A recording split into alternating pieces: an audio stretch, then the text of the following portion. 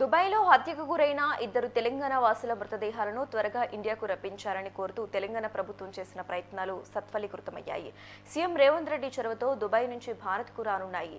హత్యకు గురైన మృతుల కుటుంబ సభ్యులకు అవుట్సోర్సింగ్ ఉద్యోగాలు ఇవ్వాలని సీఎం ఆదేశించారు.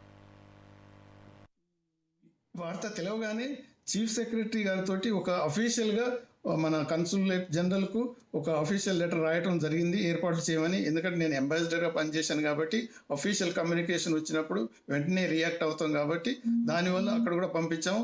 నేను వాళ్ళతో పాటు కూడా సంప్రదించి వాళ్ళతో పాటుగా కాంటాక్ట్లో ఉండి త్వరగా ఫార్మాలిటీస్, ఎందుకంటే వేరే దేశం కాబట్టి ఇది ఒక హత్య జరిగినప్పుడు క్రిమినల్ కేసులో కొన్ని ఫార్మాలిటీస్ ఉంటాయి కాబట్టి అవన్నీ కంప్లీట్ చేసి త్వరగా మోర్టల్ రిమైన్స్ పంపించామంటే ఈరోజు ఈ డెడ్ బాడీస్కు బాంబింగ్ అది అన్నీ తయారు చేసి ఈరోజు ఫ్లైట్లో పంపిస్తున్నారు. రేపు పొద్దున మన శంషాబాద్ ఎయిర్పోర్ట్లోకి ఆ డెడ్ బాడీస్ వస్తున్నాయి. వచ్చినప్పుడు ఆ మోర్టల్ రిమైన్స్ రిసీవ్ చేసుకొని కూడా అన్ని ఏర్పాట్లు చేశాం. దాంతోపాటు మోర్టల్ రిమైన్స్తో పాటు వాళ్ళ విలేజ్లకు వెళ్ళి మిగతా కార్యక్రమాలు జరిపేటట్టు కూడా మేమంతా ఏర్పాట్లు చేయటం జరిగింది.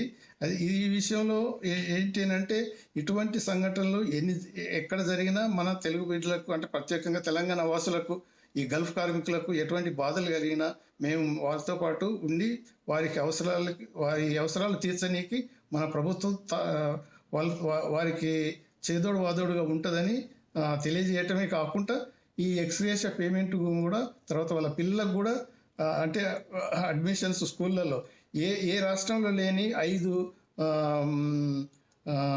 పథకాలు మాత్రం మేనిఫెస్టోలో పెట్టాం గల్ఫ్ కార్మికుల గురించి. వాటికి సంబంధించిన 5 అంశాల గురించి ఇప్పుడు మాత్రం పూర్తిగా ఇంప్లిమెంట్ చేయడం.